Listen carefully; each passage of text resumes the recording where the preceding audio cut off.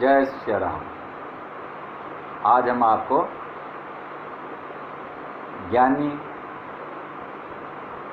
विज्ञानी और ध्यानी इनके बारे में बताएंगे। ज्ञानी, विज्ञानी और ध्यानी से पहले आपका ध्यान थोड़ा सा इधर लाता हूँ कि शिक्षित, इससे पहले की भूमिका में जो पुस्तकें पढ़ लेता है, पुस्तकें, वो है शिक्षित। जो पढ़ा लिखा नहीं है वो अशिक्षित। तो ज्ञानी, विज्ञानी और ध्यानी तक जाने से पहले हम आपको थोड़ी भूमिका में, शिक्षित कौन, पुस्तकें पढ़ लेता है। अब वो चाहे BA, MA, MPhil, B.Ed वगैरह जितनी भी है, ये शिक्षा है, उनको शिक्षित बोलते हैं। और पढ़ाने लग जाओ तो वो शिक्षक हो जाता है। और जो नहीं पढ़ा लिखा वो अशिक्षित। अशिक्षित, शिक्षित और शिक्षक, ये पुस्तकों पर निर्भर करता है। ठीक है साहब। अब इनसे थोड़ा ऊपर उड़ जाओ आप। ये तो आम जनता के लिए, शिक्षा ग्रहण करने के लिए और शिक्षा के द्वारा वापस जीवोपार्जन के लिए, जीवन जीने के लिए, कमाना खाना, ये जीवन के लिए है ये। अब इसके अतिरिक्त जो आता है वो ज्ञान,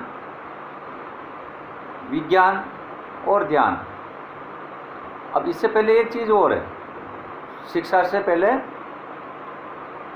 शास्त्र। जो शास्त्र पढ़ लेता है वो कौन होता है? विद्वान। शिक्षा ग्रहण कर लेता है वो शिक्षित, और शास्त्र पढ़ लेता है वो विद्वान। ये भी ज्ञान, विज्ञान और ध्यान से पहले की चीज़ें दो।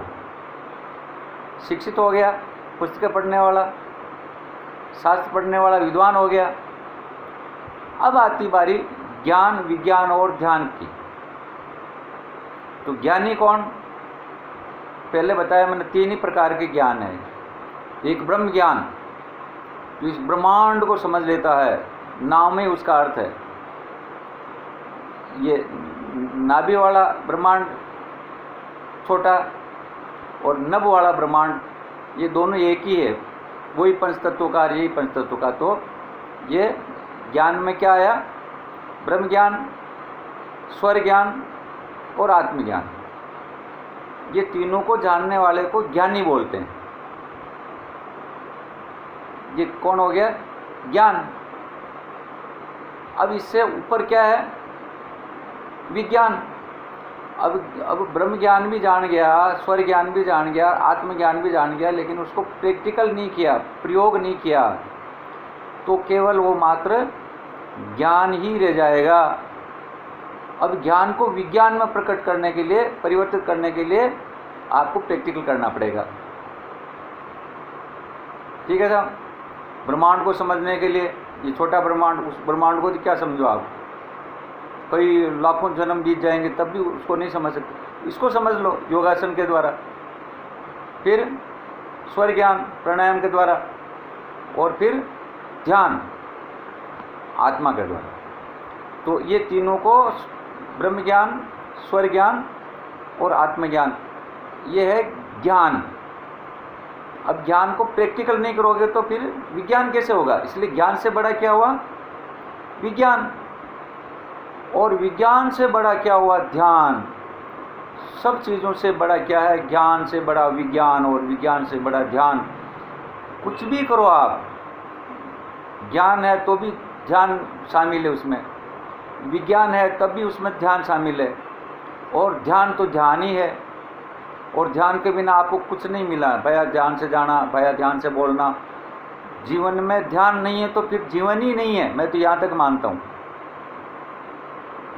ध्यान नहीं तो फिर क्या है ये बताओ ना आप? ध्यान ही नहीं है आपको, शरीर का ही ध्यान नहीं, प्राण का ही ध्यान नहीं, आत्मा का ही ध्यान नहीं, भगवान का भी ध्यान नहीं, फिर क्या ध्यान है आपको? तो सबसे बड़ा क्या हुआ? ध्यान। तो अब मैं वापस आता हूँ, ज्ञानी, फिर विज्ञानी, और सबसे बड़ा कौन? ध्यानी, जो ध्यान लगाता, जो समाधि लगाता, जो परमात्मा से लोभ मिलाता, जो वो सबसे बड़ा। उसको शास्त्र नहीं आते तो ही कोई बात नहीं, उसको किताबी ज्ञान नहीं आता है, शिक्षित नहीं है तो भी कोई बात नहीं, लेकिन अगर उसको ध्यान आता है तो वो सबसे बड़ा है। इसलिए मेरा जीवन में सारा अगर कोई ध्यान है तो किस पे है? ध्यान पे है। किस पे ध्यान है मेरा? ध्यान पे, और कोई ध्यान नहीं है। खूब पढ़ ली किताबें, खूब पढ़ लिए शास्त्र। मेरे को कोई पूछेगा आपको रामायण की वो चौपाई आती है? मैंने कहा नहीं आती दादा। तो फिर आपको क्या आता? मैंने कहा कुछ नहीं आता। आपको भागवत के कुछ वो आते हैं श्लोक वगैरह, ये आपको वो आता है क्या?